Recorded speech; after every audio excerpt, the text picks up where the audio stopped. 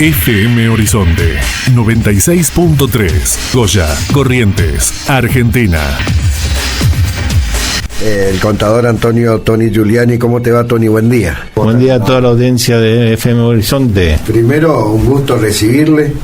Y bueno, antes estábamos hablando recién, tener un municipio ordenado hace también que vaya avanzando, amén de todas las situaciones económicas que pasa el país, ¿no? Seguro. ¿Cómo está hoy el municipio de Goya? Mirá, para contextualizar, digamos, para una cuestión importante es que a partir del mes de diciembre del año pasado, la hiperdevaluación que significó pasar de un dólar de 360 a un dólar del orden de los 800 pesos, implicó un desacomodo en general de todos los presupuestos, fundamentalmente los presupuestos familiares, ¿no es cierto?, que son los que más sufrieron este embate, sino que lo digan quienes tienen que sostener cada una de las familias, cómo se las arreglan, sobre todo los que tienen ingresos fijos. Entonces, nuestra prioridad era cumplir con todas las obligaciones que tiene el Estado municipal en materia de obras, en materia de prestación de servicios, ¿no es cierto?, en materia de atención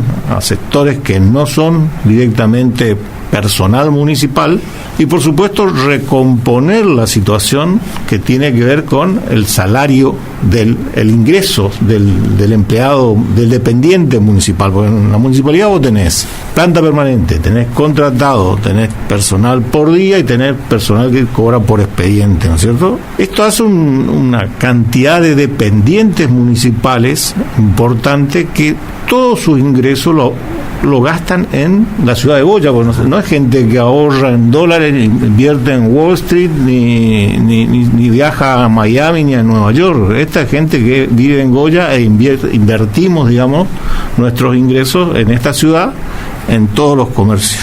Ofrezcan bienes y servicios que tienen al alcance de los dependientes, ¿no es cierto? Entonces, dentro de esa prioridad, nosotros obviamente respetando el equilibrio presupuestario que tenemos que tener, esto es, teniendo en cuenta que los ingresos tienen que cubrir mínimamente las erogaciones a las que estamos obligados, hemos iniciado un proceso de reequipamiento de las maquinarias municipales. Ustedes vieron hasta la semana pasada en exhibición 2 camiones importantes y una retropala, creo que se llama, yo no soy bueno con los nombres de retroexcavadora. Y lo que es más costoso, digamos, lo que más demanda del presupuesto municipal, el tema de la recomposición, porque ¿cuál era el problema más importante que encontrábamos con el ingreso del dependiente? Que la inflación el año pasado, el 25% que implicó la salida del régimen cambiario que se traía hasta el 10 de diciembre del 2023, provocó una estampida en materia de precios que retrasó a todos los salarios, digamos. Algunos sectores recompusieron rápidamente porque son sectores que desde el punto de vista de la competitividad están en una situación más ventajosa. Por darte un ejemplo, los bancarios repusieron rápidamente sus ingresos. Algunos sectores vinculados a la metalurgia también lo compusieron, pero hay otros que cuesta más recomponer, y el sector público no te digo nada. Si no, fíjate el tema de los jubilados, o sea, gastos que tienen que ser atendidos con erogaciones del sector público. Lo que hicieron con los jubilados es una cosa que no tiene sentido, ¿no es cierto? O sea, no encuentro sentido, porque podían haber hecho, no digo que no sea una erogación que tiene que el Estado Nacional desembolsar una cantidad importante como para poder atenderla, porque ya tiene de arrastre un problema muy importante, que son los 4 millones de jubilados sin aporte que se hereda de las gestiones anteriores.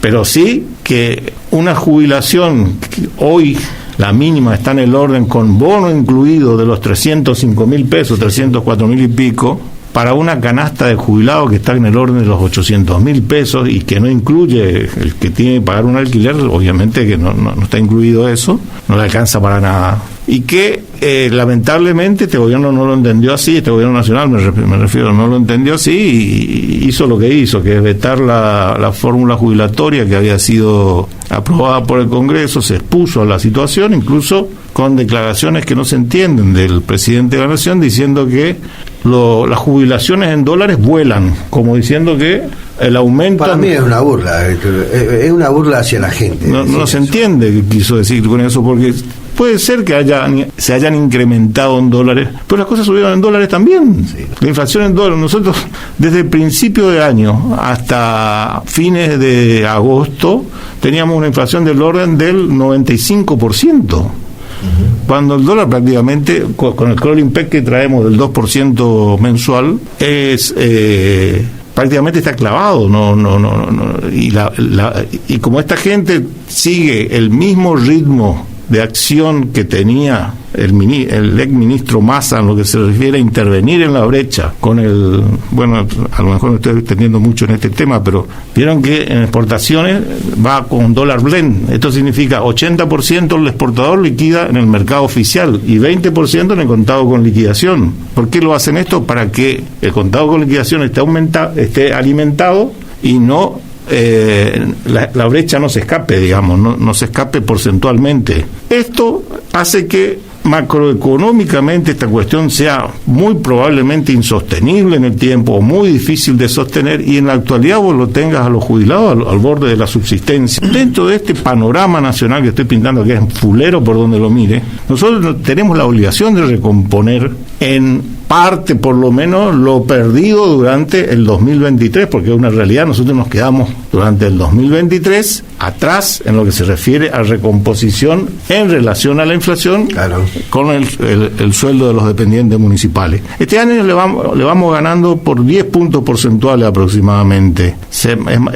La inflación acumulada al 31 de agosto, desde el 1 de enero de este año, está en el orden del 95%, y nosotros estamos creo que en 105, casi 106 de recomposición de haberes, pero además damos, a efectos de paliar esto que comentaba recién, que es el cimbronazo que significó en materia de precios desde diciembre del año pasado en la canasta familiar, vamos dando bonos que son paliativos, digamos, que constituyen paliativos y que cobra exactamente la misma cifra desde la categoría más humilde, desde la categoría 1, trabajador por día, hasta la categoría más alta, que es la del intendente municipal. O sea, ¿Cómo hizo, contador, en ese diciembre negro para los argentinos que pasó de pagar 300 pesos, un dólar a 800?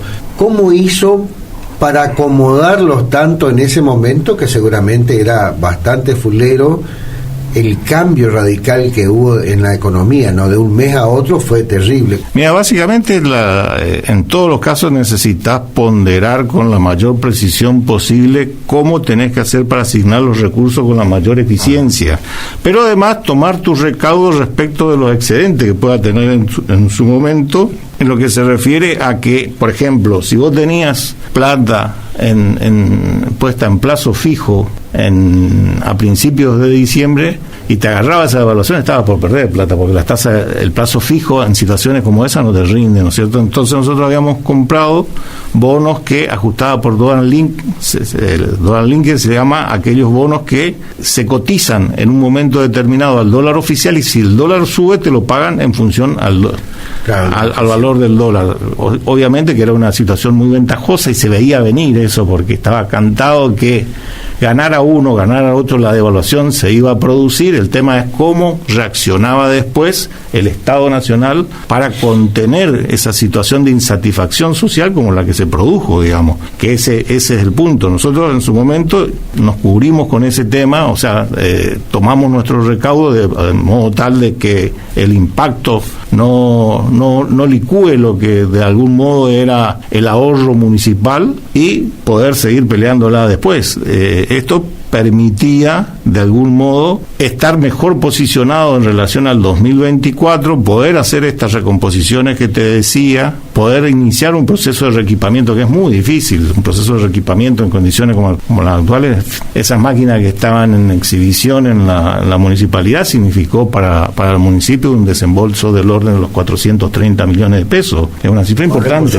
Con recursos propios. Todo con recursos propios, absolutamente, o sea, sin endeudamiento ni nada por el estilo. Y además, por ejemplo, ahora entre el viernes de esta semana y el martes de la semana que viene estamos pagándole a todos los dependientes, planta permanente, contratados, personal por día y expediente, una ayuda, un paliativo, digamos, un bono de 50.000 pesos, porque hay que tener presente que la situación actual es asfixiante.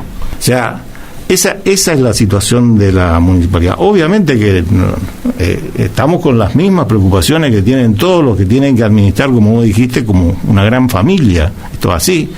Pero tomamos los recaudos de no caer en fantochadas, por ejemplo, como la del gobernador de La Rioja, que emite los chachos, los bonos para... que esos son cuasi monedas que ya están disminuyendo en su valor, porque parte de de los salarios de los estatales lo pagan de ese modo. Obviamente que sabemos que eso va en contra de las posibilidades de los propios remunerados de esa manera, y también tratando de que todo lo que tiene que ver con asistencialismo, porque hoy este lema de la libertad avanza, digamos, lo que instaló Milei en relación a que el Estado es de algún modo una obstrucción para la iniciativa privada. No estamos en Silicon Valley acá. O sea, hay que calificar cada una de las conductas políticas conforme al contexto social en el que uno está. Si vos estás en un lugar donde tenés emprendedores con un nivel de calificación intelectual elevado, entonces la presencia del Estado mínima es aconsejable, porque de algún modo dejás librado al emprendimiento individual el crecimiento individual y el crecimiento global de esa comunidad. Pero acá no estamos en Silicon Valley.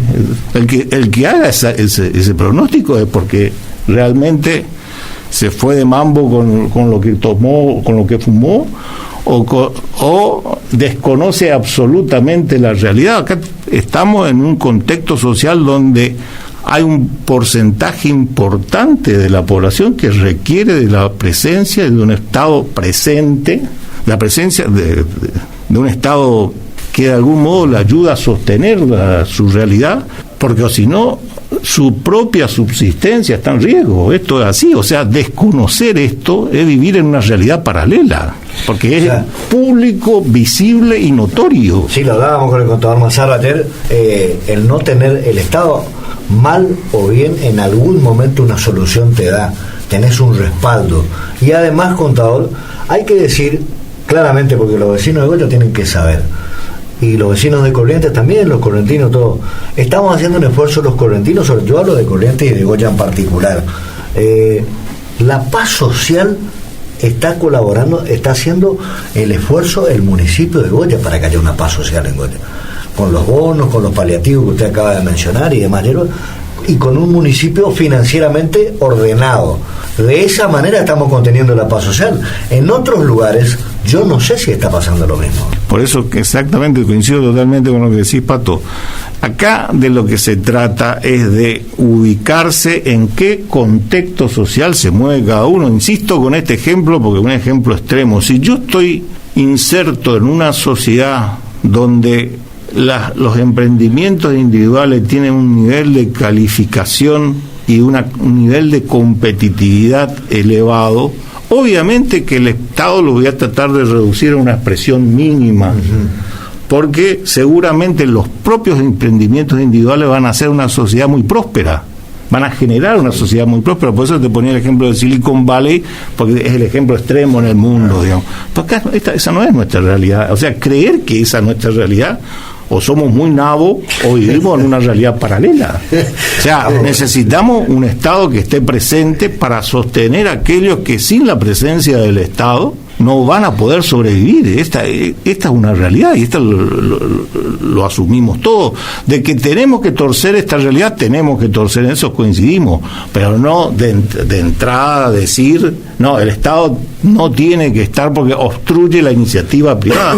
¿Y qué haces con la gente? Con un porcentaje de gente que vive ya no debajo de la línea de pobreza, sino bordeando la indigencia.